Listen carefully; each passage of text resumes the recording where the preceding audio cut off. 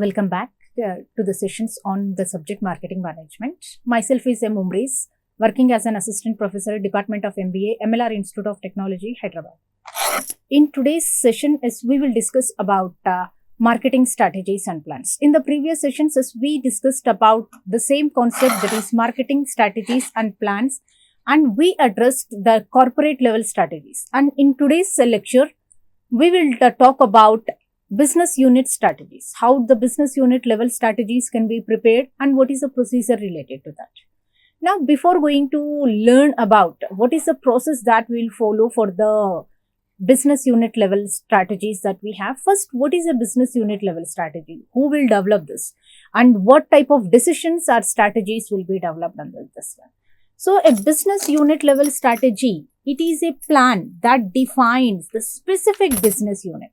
Now, what is, in the previous session, we discussed about every corporate, depending upon the different types of products that they'll manufacture, we have defined the different SBUs, that is strategic business units. Now, this business unit level strategies will be developed at every business unit. That might be like, let us suppose that a product that the company is manufacturing. So, at that level, whatever the strategies that can be prepared, that we'll call them as business unit level strategies. Within a company, that will promote to achieve the competitive advantages to an organization. Now, how this SBUs are achieved, where they are available, as we said that, yes, strategic business units are the different parts of a large business organization that we have, and what is the basic objective of this business unit level strategies means, yes, its ultimate goal is to achieve competitive advantages. It focuses decisions like, now what are the different areas, what decisions can be prepared by using this business unit. For example, we have the strategies even like mergers and acquisitions, like takeovers. Do all these decisions can be taken at strategic business unit level means? No.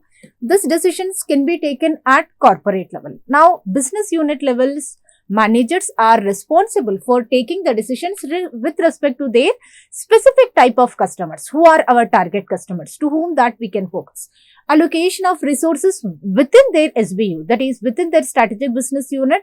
So, how the allocation of resources can be done, and at the same time, differentiate offerings. Offerings are nothing but the different types of products that they are manufacturing. So, how to differentiate the product within that particular industry or segment. So, there are many more competitors are available. How to differentiate our product with respect to those available competitors.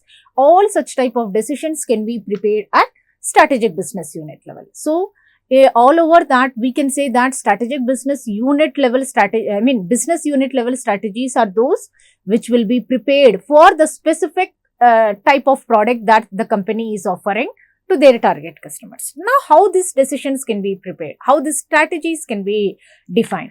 Now, for that is we have a process of strategic business unit level planning. Are the various steps involved in the strategy development. Now, what are the various steps that we have? It will start with defining the mission and it will ends with collecting the feedback. Now, let's have a look on all the different types of steps that involves. Now, as we said, the first type of the first step involved in this process is defining the mission of a business. So, every organization will develop its own vision, mission, objectives and goals. Now, what this business units, that is SBUs, are doing means, SBUs will define their own mission that need to be fulfilled by using the various operations at their unit level that will be inherited, that will be extracted from the goal of an organization. So, like that, as first a business unit level will develop their own mission. Each business unit need to define its specific mission within the borders of company mission. So, we need to, before defining the mission, as we need to consider what is the mission of that entire organization that they have. Now, according to that, as they will define. For example, if we have an educational institute, every education institute, every university will have their own mission, vision that has been defined. Now, in an organization, in an educational institute like university, college, we have the different departments. Now, the various departments are nothing but here SBUs that we have. Now, every department will define its own mission. How it need to be defined? Based upon by referring the organization. The same thing that it also need to follow. Now, one of the example that we have here, like Aditya Birla Groups. Now, and Aditya Birla Groups are offering different types of goods and services to the customers, to the publics in the different category of segments. Now, under this Aditya Birla Groups, yes, one of the type of, product that they are offering, that is one of the SBU is Aditya Birla Fashion and Retail Limited. Now, what is the objective or mission of this organization that they have? Mission to manage the group's fashion and retail businesses. So, what is the mission of Aditya Birla Fashion that we have means it is, to manage the group fashion as well as retail, like that as we will. Why it is important? Because all the different strategy means action plan. Action, why I need to define the action plan? That we need to clearly define. How we will do that one? First, we should be clear about with our mission. So, what I want to achieve, based upon that only we will define the strategy. So, first we will define the mission of an organization. Once we will define the mission, then we will move to the next step, that is SWOT analysis. Now, one mission statement can be achieved by using the different types of strategies that we have. How to define the strategies? For that, as we will conduct SWOT analysis, which represents strength, weakness, opportunities and threats. The overall evaluation of company's strength, weakness, opportunities and threats is known as a SWOT analysis. It can be done by using both internal as well as external analysis. So, if we will consider a business environment, now under a business environment has been classified into two aspects. One is internal environment, the other one that we have, it is external environmental factors. Now, to identify the SWOT analysis, what we will do, we need to conduct both the internal as well as external analysis. By conducting this external analysis, we will identify what are our opportunities and threats, and whereas the strength and weakness will be identified by conducting internal environmental analysis. Now, let's have a look on the same environmental analysis that we have. See here, the first one, that is external environmental analysis, which can be done to identify, one is opportunities, the other one is threats. Now, what are opportunities and what are threats to a business? Opportunity is one that will help an organization to grow, to survive, to increase its strength. Whereas threats, now what are threats means? Threats represents the future weaknesses that might not be a very big problem to the organization now, but if the same scenario is going to be continued in future, it is going to become a threat to the organization. That we need to identify now itself. Why we need to conduct this SWOT analysis? That is, opportunities and threats need to be analyzed. So, here as we said, every organization have strength and weakness. What is an effective strategy? So, as a part of effective strategy, we will say that we need to identify the opportunities in such a way that will minimizes our weaknesses. That is an effective strategy. And at the same time, with respect to our strength, develop the strength of an organization in such a way that it has to minimize the threats. So, like this is we need to define our strategy. So, before going to define that such a strategy, first we should have the clear idea about what is my strength and what is my weakness. At the same time, what are the opportunities and threats that present to an organization? This opportunities and threats completely external. We don't have any control on that one. Now, this again external environment, what happened, classified into two types.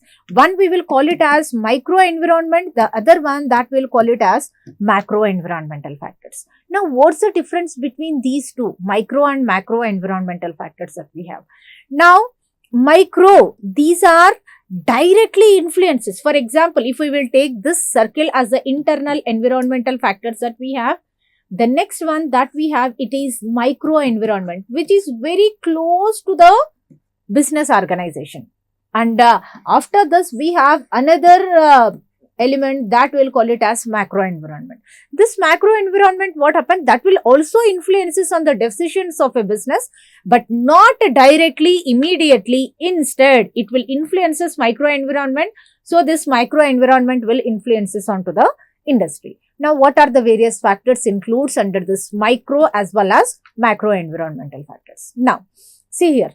The business needed to analyze its micro as well as the macro environmental factors in order to identify what are their opportunities and threats to the business. The various factors that constitute the micro environmental factors and macro environmental factors include, like the macro that we have, we can simply remember them as PESTIN, that PESTIN. That is political, economical, socio-cultural, technological, international factors as well as natural factors. Do all these factors will influence a business? Definitely we can say that yes. For example, one of the economical factor like income of the people. Income has been decreased. Ultimately what happened? Whatever the demand for our product that we have, when the income decreases, demand for the product will ultimately decreases. In some cases, when the income of an individual increases, that also leads to decrease in the demand for a product. Like if the product is an essential good like that we have. That means, yes, the economical factors or political factors, as long as the political parties are supporting to your business, definitely we'll have the growth and growth for a business. If the political parties are going against to your business organization, yes, it is very challenging to you to survive, to overcome all those challenges and to prove yourself in the economy. So, all these are the external factors which will indirectly influences a business decisions. Whereas the micro environmental factors we have, where this micro environment, as long as the business is supporting, then only we can. Macro environmental factors, we can fight with these factors to overcome. But whereas micro environmental factors, these are not supported to us, then it is very challenging to survive. Now, the first micro environmental factors that we have, it is customers. So, as long as the customers preferring to our product, as we have the survival of our business. Suppliers, when an organization can able to develop, provide quality product, when it can able to prompt delivery, when it can able to do all these elements, means when our suppliers are supporting to our business organization. And at the same time, the next factor that we have, it is competitors. So, who are competitors means, again, with respect to the competitors, we can talk about two aspects. One is direct competition, the other one that we have, it is indirect competition. For example, Cellopen, Montex pen, direct competitors, both are competing with each other by using the same product, that is pen. Whereas Cellopen as well as Apsara pencil, both are competing with the same, the need fulfillment is same, writing on a paper. But whereas both are offering the same type of product, means no. But still there is a competition is existing between these two. Such type of competition, as we'll call them as indirect competitors. Now, both will help us to identify our opportunities and threats. Now, the next one, channels of distribution. Here, the channels of distribution includes like retailers, wholesalers, agents, brokers, etc. As long as the retailer is supporting to our business, yes, we will have the smooth conduction of the business. And the last factor under the micro environment that we have, it is public. What's the difference between the public and customer? Customers are also a part of public, but when the public is purchasing our product, then it will become customers. Whereas the public means the non-users of our product. But still, these people will influence our business? Yes. Like public, one of the element that let us consider the surrounding people to your industry. Yes, they are not your customers, but they'll influences our business operations. So, by analyzing this, both micro as well as the macro environmental factors, we can able to identify the opportunities as well as the threats to a business. Come to the next one, that is internal environmental analysis. Now, why we'll call them as the internal means these factors will present within an organization inside, and these are under the control of a business. That means modification in this one can be done by the organization if they want. Now, what are those factors? That means by conducting this internal analysis, we can able to identify what is our strength as well as the weakness to a business. Evaluates the internal resources and capabilities of an organization. There are many more opportunities present, but do I have such a skill? For example, there is a very high demand for SAP in the market. Now, in order to grab the opportunity, what I required, I should have the knowledge of SAP. Otherwise, it is not possible. Does I have such a strength or not? That we need to identify, evaluate. So, it represents the various resources as well as the capability and capacity of an organization, including its people, process and organization culture. So, what is the culture climate that we are following, and who are the people, that means employees working in an organization, and at the same time, what kind of process that we are using. Depending upon that, yes, we will identify what are our capability and capacity of an organization. It's one thing to find the attractive opportunities and another to take advantage of them. Now, why we need to conduct this internal analysis means to identify, to attract the opportunities. For example, if I have the SAP knowledge, then I will attract the opportunity for the high demand for the SAP people in the market. So, we will attract, and at the same time, we can also take an advantage of them. Each business needed to evaluate its internal weakness as well as strength. This is internal environmental analysis. Now, once we will conduct this internal environmental analysis, like let us go back to the process. So, we have done business mission needed to be defined from the organization. Next, we will conduct external and internal evaluation for what SWOT analysis that we are doing. Once we have done this one, then we will go for formation of goals. Now, why we need to define the goals. Goals needed to be achieved. Based upon to achieve the mission of an organization, as this mission statement can be achieved by using goals of an organization. So, we should define our goal in a clear sense. When we will do after conducting this SWOT analysis. Why? Because in the SWOT, we will identify strength, weakness, opportunities and threats.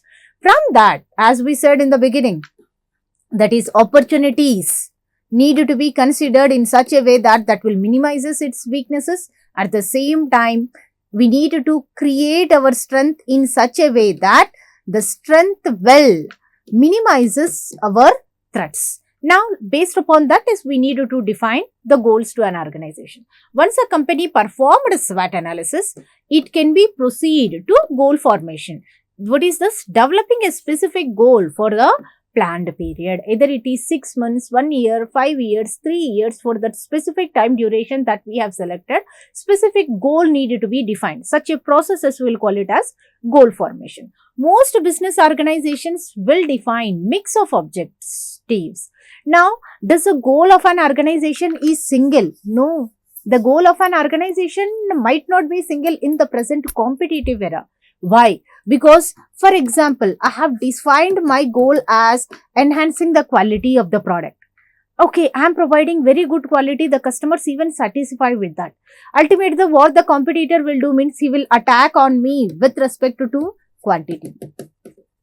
Now, the customer will be in confusion. Do I need to go with quality or quantity? Maybe there is a possibility that customers may ignore this and they'll go for quantity of the products. So, that is not an advantage to the organization. So, to achieve that, what the organizations are doing means they are defining mix of their goals and objectives. That means instead of defining a single goal or objective, it is preferable to define more than one goal so that the organization can able to succeed.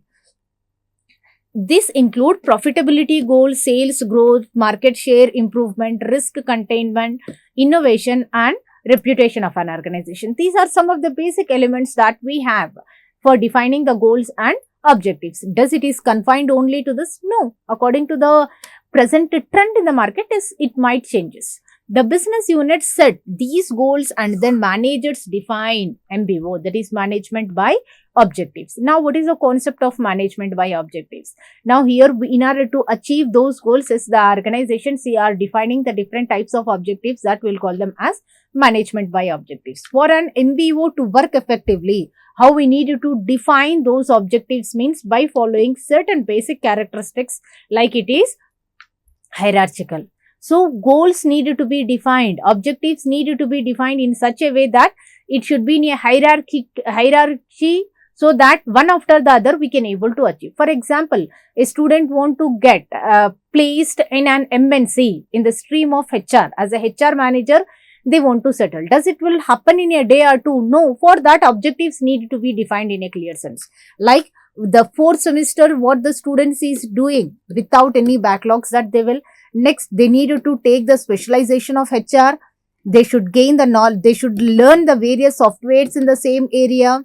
Like they needed to start, because no individual will become a manager in an MNC as a fresher. So he or she needed to start their career in the field of HR. After doing all these things, yes, within 3 to 5 years of experience, an individual can able to become a manager in at an MNC. So for that hierarchical way, that one after the other needed to be defined. Objectives should be in such a way that it should be quantifiable. Why they needed to be quantitative? Because every individual need a motivation to achieve the goals. Now, what is the motivation? When we are able to complete the task, then definitely what happens? We will get a motivation. For example, I am taking the class. I have taken 5 sessions, 10 sessions, 15 sessions. I should have an idea that how much percentage of the syllabus has been completed, so that we will get a motivation. Do I need to, increase the speeds, reduce the speeds? All the action plans will depends upon our quantitative aspects. And at the same time, the objectives should be in such a way that they should be realistic. Otherwise, an individual, it is not possible to them to achieve. And they also should be consistent. If we are keep on changing our objectives, then it is very difficult to an individual to identify what is their role and contribution to achieve. So consistency has to be maintained. So this is about goal formation. Once we will formulate the goal, the next one that we will move for strategy formulation. Now, what is the strategy formulation? Goals can be achieved by using the different types of strategy. What is a strategy? Action plan that we can say to achieve the goal of an organization. Goals indicate what a business want to achieve, whereas a strategy is a game plan for getting there. So, how we will need to achieve that we will define under a strategy. Every business must define a strategy for achieving its goal. How the goals need to be achieved, a strategy need to be defined, consisting of the different types of strategy like marketing strategies. That strategy should be compatible, and at the same time we also need to consider the different types of resources that are available in that organization. Now, to define the strategies, formulate the strategies in an effective way, we have the 2 different models that we have here. That is Porter's generic strategic model that we have. According to this Michael Porter, he suggested that an organization can define 3 different types of strategies. That one is for overall cost leadership. Overall cost leadership concept says that cost of production of that organization should be minimized, so that you will become the leader in the entire industry to manage the cost. And the second, different types of strategies needed to be defined for differentiating our product with the competitor, that is developing uniqueness in that one. And the last one, focused strategies. Focused strategy will represents to gain competitive advantages in the market. These are the 3 different types of strategies we can define for our business, suggested by Michael Porter. Other than to this, there are certain strategic alliances also can be done by. The first one that we have, it is product alliances. For example, we are not strong enough in the market to develop the product. What we will do, we will make a tie-up with some other organization. That is what the alliances that we have. Promotional alliances, that we cannot able to promote our organization individually. That much of capacity, resources might not be available. Go for alliances. So, me along with some other organization will go with promotion of our product. The next one that we have, it is logistic alliances. Logistics represents supply of goods either to the customer as from the supplier. So, when it is becoming more expensive to the organization to manage the logistics individually only for themselves, we will go for alliances. That means me along with the existing competitors or the customers, as we will supply or get the product along with the other people. And the last one that we have, it is pricing alliances, collaborations. Now, price of a product can be defined by using the various collaborations with unions, competitors, industry and all. So these are the different ways through which an organization can able to develop their strategies. Now, once we have even developed a strategy also, what is the next step? The strategy formulation never give the output. To get the output, we need to go for implementation of a strategy. So the next step that we have, it is program formulation and implementation. Once they have formulated the marketing programs, marketers must estimate what is the cost incurred in order to achieve all those activities. According to McKinsey and Company, the strategy is just only one element among the different 7 elements of implementation that we have. Now, what are those 7 elements? The first one that we have, it is strategy. Next one, structure of an organization should be supportive so that the organization can able to achieve their goal. The next one that we have, it is systems. Whatever the systems, procedures that they are using, they should be strong enough. The next one that we have, it is every organization have their own style. And the next one, skilled employees, because the employees are going to achieve the goals of an organization. And 6, staff. The competent, committed staff is required to an organization. And the last 7th one that we have, the organization should develop shared values in their organization. Then an organization can implement the strategy effectively and achieve the goal in a proper way. All the first 3, that is strategy, structure and systems, will be known as the hardware parts of a system, and whereas the other 4 that we have, it is that we will call them as software. So like this is we will implement our strategy. Now we have even implemented the strategy. Now what is the last element that is required? That is feedback and control. Whatever the objective mission that we have defined, by using the strategy, are we able to achieve that or not? That needed to be evaluated very effectively. If there is any deviation in that, that deviation needed to be controlled, needed to be minimized. How we will do? We will develop even the strategies here. A company's strategic fit with the environment is inevitable that we have, because the market environment is completely changing every time. So with what objective that we have implemented our strategy? We are very strong players in the market. Now, once we have implemented the strategy, yes, there are many more challenges arises. That is, such a strategy might not be working effectively. Why? Because the changes in the environmental factors that we have. Thus, a company might remain effective at lose effectiveness. No, it might be efficient enough, but effectiveness might decreases because of it is not updated according to the changes in the market. Peter Drucker point out that it is most important to an organization to do the right things to be effective. In order to make your organization to be effective, do the right things instead of to do things right. In order to manage the things in an efficient way will become very challenging when compared with doing the right things. So by using this, we can find out what is a response on the strategy that we have implemented and how well this strategy is able to achieve the organization goal. This is the last step in the process of strategic planning or business unit planning process. So this is the summary of the various steps involved in strategic business unit level strategies. This is the concept of strategic business unit level planning that we have. That's it for today. Thank you.